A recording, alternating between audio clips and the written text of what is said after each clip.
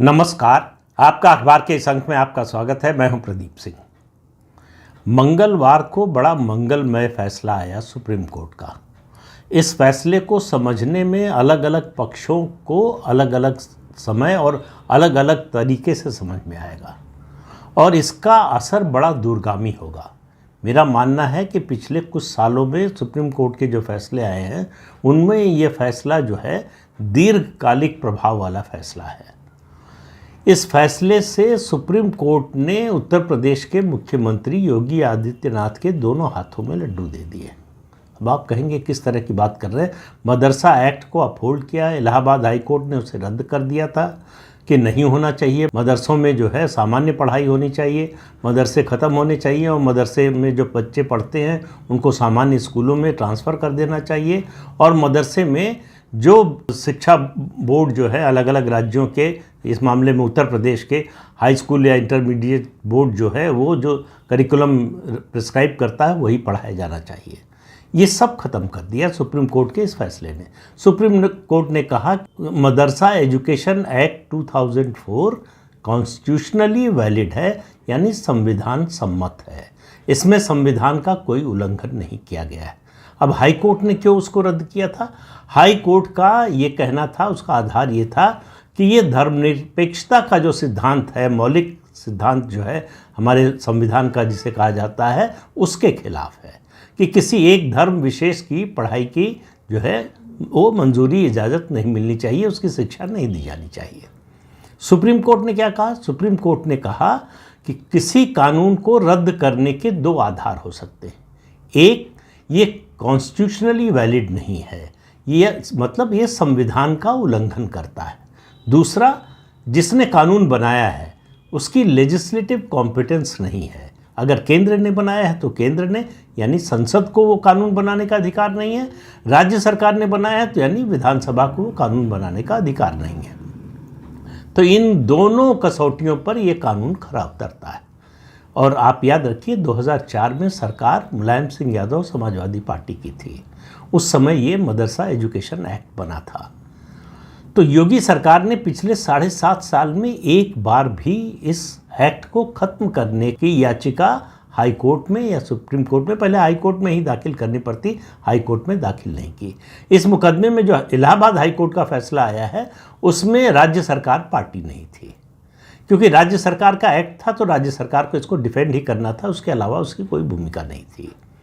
तो इससे आप समझिए, अंदाज़ा लगाइए कि आखिर योगी आदित्यनाथ की सरकार ने इन 7.5 सालों में कभी क्यों नहीं इस बात की कोशिश की कि मदरसा एक्ट को ख़त्म कर दें या मदरसा एक्ट को अमेंड कर दें। आप कल्पना कीजिए जो सुप्रीम कोर्ट ने किया है, अभी आपको बताने जा रहा हूँ, अगर वो योगी आदित्यनाथ की सरकार ने किया होता तो नेशनल नहीं इंटरनेशनल मीडिया में ये खबर छप रही होती कि कितने सांप्रदायिक हैं, किस तरह से मुसलमानों का उत्पीड़न कर रहे हैं, किस तरह से ये सरकार मुसलमानों के खिलाफ काम कर रही है, माइनॉरिटीज़ के खिलाफ काम कर रही है, उनके एजुकेशन में हस्तक्षेप कर रही है, तमाम तरह की बातें कही जाती। अब ऐसी कोई बात कम से कम सरकार के बारे में नहीं कही जा सकती, योगी आदित्यनाथ के बारे में नहीं कही जा सकती, केंद्र सरकार के बारे में या प्रधानमंत्री नरेंद्र मोदी के बारे में नहीं कही जा सकती। तो समझिए इस फैसले का असर, और पहले तो इस फैसले में जो हुआ है उसको समझिए। सुप्रीम कोर्ट ने एक बात तो ये मैंने स्पष्ट कर दिया कि कहा कि मदरसा एजुकेशन एक्ट कॉन्स्टिट्यूशनली वैलिड है, तो ये जारी रहेगा, काम करता रहेगा। मदरसे में जो शिक्षा दी जाती है, ये मदरसा एजुकेशन एक्ट जब बना था तो उसको परिभाषित किया गया था कि जहाँ अरबी, फ़ारसी, उर्दू और इस तरह की भाषाओं की, इनसे जुड़ी भाषाओं की शिक्षा दी जा सके, इनकी फ़िलॉसफी पढ़ाई जा सके, तो मूलतः इस्लाम की शिक्षा दी जा सकती है और दी जाती रही है। अब इसको बहुत से लोग मानते हैं कि जो है किसी भी सेकुलर स्टेट में इस तरह की शिक्षा कैसे दी जा सकती है। सुप्रीम कोर्ट ने कहा कि माइनॉरिटीज़ के संरक्षण के लिए इस तरह की शिक्षा दी जा सकती है, ऐसी संविधान में व्यवस्था है। अभी आप इस पर मत जाइए कि ये सही है कि गलत है, संवैधानिक व्यवस्था जो है सिर्फ उसकी बात हो रही है अभी। तो सुप्रीम कोर्ट ने कहा कि ये तो वैध है। जो मदरसे में बच्चे हैं उनको आप सामान्य शिक्षा नहीं दे सकते। अब आप देखिए कितना बड़ा नुकसान इस मदरसा एक्ट ने मुस्लिम बच्चों का किया है।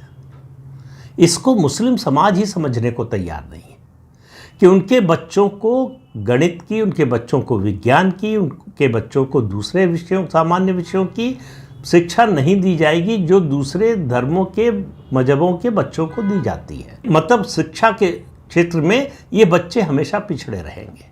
ये एक खास तरह की शिक्षा पाएंगे, सामान्य शिक्षा नहीं पाएंगे। तो समाज में सामान्य रूप से जो नौकरियां उपलब्ध हैं, जो अवसर उपलब्ध हैं, वो उनको नहीं मिलेंगे। ये किया था इस मदरसा एक्ट ने, मदरसा एजुकेशन एक्ट ने। सुप्रीम कोर्ट ने उसको, चूंकि कानून को रद्द करने का अधिकार जो है वो न सुप्रीम कोर्ट के पास है न हाई कोर्ट के पास है। अगर वो दो कारण जो सुप्रीम कोर्ट ने बताया कि अगर वो संविधान का उल्लंघन करता है कानून तो उसे रद्द किया जा सकता है अदालत द्वारा, या फिर लेजिस्लेटिव कॉम्पिटेंस के बेसिस पर कि केंद्र या राज्य को वो कानून बनाने का अधिकार नहीं है, इस आधार पर किया जा सकता है। इस मामले में जो मदरसा एजुकेशन एक्ट बना है इसमें राज्य सरकार को कानून बनाने का अधिकार है। तो अब मैंने जो कहा कि दोनों हाथों में लड्डू दे दिया योगी आदित्यनाथ जी के सुप्रीम कोर्ट ने।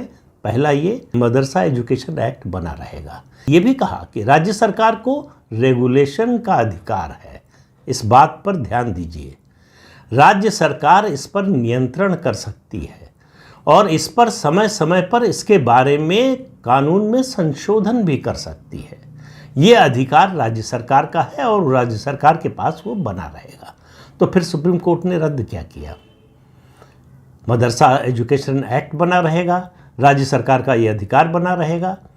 जो असली बात की है उसको समझने में बहुत से लोगों को समय लगेगा, लेकिन जो लोग जानते हैं कि ये 2004 में एक्ट लाया क्यों गया था, इसका उद्देश्य क्या था, उनको तुरंत समझ में आ गया होगा कि कितना बड़ा झटका लगा है मुस्लिम समाज के लिए, मदरसा एजुकेशन बोर्ड के लिए और उसका समर्थन करने वालों के लिए, और सबसे ज़्यादा जो छद्म धर्मनिरपेक्षता की राजनीति करते हैं उनके लिए। तो ये लाने का उद्देश्य इसका ये था कि जिहादी तत्वों की मेन स्ट्रीमिंग की जा सके, कि जितने जिहादी तत्व हैं वो अपने मजहब की शिक्षा लेकर मेन स्ट्रीम एडमिनिस्ट्रेशन में आ जाएं। जो राज्य के लोक सेवा आयोग है, यानी उत्तर प्रदेश की बात कर रहे हैं तो यूपीपीएससी, और उसके अलावा संघ लोक सेवा आयोग यानी यूपीएससी में उनको एंट्री मिल जाए, उसके लिए वो एलिजिबल हो जाते थे। कैसे? बिना सामान्य शिक्षा पाए। तो 3 तरह की डिग्रियां देने का अधिकार जो है वो मदरसा एजुकेशन बोर्ड को था। एक डिग्री है जिसका नाम है कामिल। कामिल की डिग्री आप अगर पा जाते हैं मदरसा एजुकेशन बोर्ड से तो आप पोस्ट ग्रेजुएट कहलाते हैं। दूसरी डिग्री है आलिम, वो डिग्री पाने पर आप ग्रेजुएट मान लिए जाते हैं। तीसरी डिग्री है फाजिल, यानी आप रिसर्च से रिलेटेड प्रोजेक्ट्स और काम जो है कर सकते हैं। ये 3 का अधिकार था, 2004 से लगातार चला आ रहा था। उसका नतीजा ये था कि चाहे राज्य सेवा आयोग हो या केंद्रीय सेवा आयोग हो, उसमें भर्ती का एक फ्लड गेट खुल गया था मदरसा एजुकेटेड स्टूडेंट्स के लिए, कि आपने पोस्ट ग्रेजुएशन नहीं किया, आपने ग्रेजुएशन नहीं किया जो सामान्य शिक्षा प्रणाली है उसमें, लेकिन आप अपने मजहब की शिक्षा लेकर सीधे एंट्री पा सकते हैं, एलिजिबल हो सकते हैं, एग्ज़ाम में बैठ सकते हैं, पास कर सकते हैं और नौकरी पा सकते हैं। ये अधिकार उनको 2004 से मिला हुआ था। हम 2024 में हैं, 20 साल से ये खेल चल रहा था। तो जो बात हाई कोर्ट ने कही, जिसका जिक्र ज़्यादा खबरों में नहीं हो रहा है, जिसको सुप्रीम कोर्ट ने अपहेल्ड किया है, वही बात सुप्रीम कोर्ट ने भी कही है। मदरसा एजुकेशन एक्ट को रद्द करने के हाई कोर्ट के फैसले को नामंजूर कर दिया है सुप्रीम कोर्ट ने, लेकिन एक बात को मान लिया है। वो बात ये है, दोनों जो है हाई कोर्ट हो या सुप्रीम कोर्ट हो, एक ही भाषा में बोल रहे हैं कि किसी भी कोर्स का जो ग्रेजुएट, पोस्ट ग्रेजुएट और रिसर्च का कोर्स है, उसको तय करने का, उसके लिए किताबें रेकमेंड करने का, उसके लिए करिकुलम बनाने का अधिकार मदरसा एजुकेशन बोर्ड को नहीं है। ये सीधे सीधे यूजीसी एक्ट का उल्लंघन है, एक बात। दूसरी बात, हायर एजुकेशन में क्या होगा, करिकुलम क्या होगा, किताबें क्या होंगी, क्या पढ़ाया जाएगा, ये सब तय करने का अधिकार केंद्र सरकार को है, राज्य सरकार को नहीं है। तो राज्य सरकार ये फैसला नहीं कर सकती कि ग्रेजुएशन में या पोस्ट ग्रेजुएशन में क्या पढ़ाया जाएगा, करिकुलम क्या होगा, किताबें क्या होंगी, सब्जेक्ट क्या होंगे, ये सब नहीं तय कर सकती। इसलिए मदरसा एजुकेशन बोर्ड को ये करने का अधिकार नहीं है। तो मदरसा एजुकेशन बोर्ड से कामिल, आलिम और फाजिल की डिग्री देने का अधिकार छीन लिया है। जो हाई कोर्ट ने भी छीना था, सुप्रीम कोर्ट ने भी छीन लिया। सुप्रीम कोर्ट ने कहा कि यूजीसी के अधिकार का उल्लंघन करने की इजाज़त नहीं दी जा सकती। अब आप समझिए कि कितना बड़ा फ्लड गेट जो खुला हुआ था जिहादी तत्वों की मेन स्ट्रीमिंग का, उसको एक झटके से बंद कर दिया गया है। सुनने में सुप्रीम कोर्ट का फैसला आया, जो हेडलाइन बनी ये कि मदरसा एक्ट को अपहेल्ड किया है सुप्रीम कोर्ट ने, उसको संविधान सम्मत बताया है। हाई कोर्ट ने उसको रद्द करने का जो फैसला दिया था, उसको हाई कोर्ट के फैसले को सेट असाइड कर दिया है। तो इससे लगता है कि जो है मदरसा एजुकेशन बोर्ड की जीत हुई है और मदरसा एजुकेशन एक्ट जो बना है वो उसकी बहाली हो जाने से ये बहुत बड़ा फैसला एक वर्ग विशेष के हक में आया है। दरअसल ये उनके खिलाफ है दो तरह से, जो मैंने शुरू में बताया। एक, उनके बच्चे अब जो है सामान्य शिक्षा, अगर वो मदरसे में शिक्षा लेते हैं तो उनको बाकी कोर्स जो है जैसे विज्ञान, कंप्यूटर साइंस या फिर गणित, ये विषय पढ़ाए जाएं कि नहीं पढ़े जाएं, ये तो मदरसा बोर्ड, एजुकेशन बोर्ड तय करेगा, राज्य सरकार नहीं तय करेगी। और राज्य सरकार को ये भी अधिकार नहीं दिया कि वो इन बच्चों को ट्रांसफ़र कर सके सामान्य स्कूलों में। तो ये बच्चे अब उस तरह की शिक्षा से जो देश के बाकी बच्चे पाते हैं, ज़्यादातर कहें कि मेजॉरिटी या बल्कि कहें बहुत बड़ी मेजॉरिटी पाती है, उससे ये महरूम हो जाएंगे, उनको वो शिक्षा नहीं मिलेगी, उससे वंचित हो जाएंगे। ये अपने पैर पर कुल्हाड़ी मारने वाली बात है। मदरसा बोर्ड जो करिकुलम तय करता है वो केवल जिहादी बनाने के लिए, मजहब की शिक्षा देने के लिए, मजहबी उन्माद पैदा करने के लिए उस तरह की शिक्षा देता है। सामान्य समाज में जो शिक्षा दी जाती है, जिससे नौकरियां मिलती हैं, चाहे सरकारी नौकरियां हो, चाहे फिर वो प्राइवेट सेक्टर की नौकरियां हो, राष्ट्रीय अंतर्राष्ट्रीय स्तर पर विश्वविद्यालयों में नौकरी हो, उन सब से एक झटके में वंचित कर दिया गया है। हालांकि कामिल और जो है आलिम की डिग्री को विदेशों में मान्यता नहीं मिलती उस तरह से, भारत में ही मान्यता है। लेकिन यहाँ से अगर किसी ने यूपीएससी पास कर लिया है, वो आईएएस बन गया, आईपीएस बन गया, या किसी केंद्रीय सेवा में चला गया, इनकम टैक्स में चला गया, एक्साइज में चला गया, तो उसके बाद उसके लिए रास्ते अंतर्राष्ट्रीय स्तर पर भी खुल जाते हैं।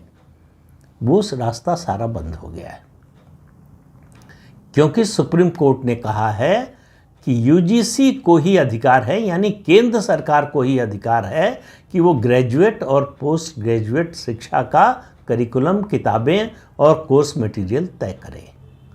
ये मुझे लगता है इस समय सारा हल्ला मचा हुआ है वक्फ को लेकर, जो जेपीसी बनी है उसमें जो चर्चा चल रही है, उसमें जो बवाल चल रहा है उसको लेकर ध्यान शायद ज़्यादा इधर नहीं है। इसका असर धीरे धीरे समझ में आएगा जब ऐसे बच्चों की एलिजिबिलिटी ख़त्म हो जाएगी, जो कामिल या आलिम की डिग्री लेकर राज्य सेवा में या केंद्रीय सेवा में जाने की अर्हता रखते थे, यानी एलिजिबिलिटी रखते थे, उससे जब उनको वंचित कर दिया जाएगा कि उसमें कंपटीशन में आने के लिए, वो एग्ज़ाम देने के लिए आपको यूजीसी से मान्यता प्राप्त जो कॉलेज या विश्वविद्यालय हैं या शिक्षण संस्थान हैं, वहाँ से ग्रेजुएट या पोस्ट ग्रेजुएट की डिग्री लेकर आना पड़ेगा। ये बहुत बड़ा परिवर्तन हुआ है। 2004 में जो एक कुत्सित प्रयास शुरू हुआ जिहादियों की मेन स्ट्रीमिंग का, उस रास्ते को हाई कोर्ट ने आधा बंद किया था, सुप्रीम कोर्ट ने पूरा बंद कर दिया। अब राज्य सरकार को ये अधिकार पहले हाई कोर्ट से, अब सुप्रीम कोर्ट से भी मिल गया है कि वो मदरसा एजुकेशन को रेगुलेट कर सकती है, उसके बारे में कानून बना सकती है, कानून जो बना है उसमें संशोधन कर सकती है। तो ये जो दो प्रावधान थे मदरसा एजुकेशन एक्ट के, उनको रद्द करके सुप्रीम कोर्ट ने एक बहुत बड़ा परिवर्तन, मैं कहता हूँ इसको क्रांतिकारी परिवर्तन किया है।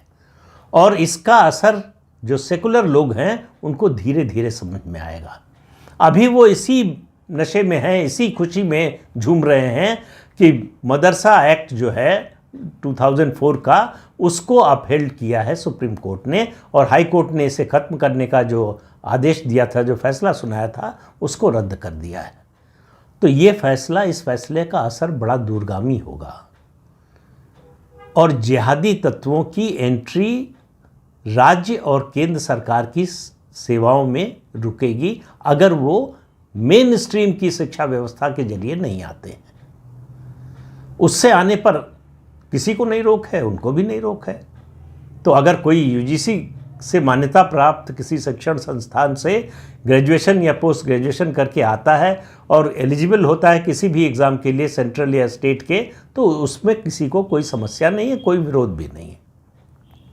लेकिन ये जो शॉर्टकट खोजा गया था कि कामिल और जो है आलिम की डिग्री लेकर आप आएंगे, जिसमें केवल आपको अपने मजहब की शिक्षा दी गई है, तो जाहिर है उसमें आप इम्तहान देंगे तो आपके अलावा और कोई इम्तहान देने वाला उस विषय में होगा नहीं, और उस विषय की कॉपी जांचने वाले भी कौन होंगे, ये भी समझ लीजिए।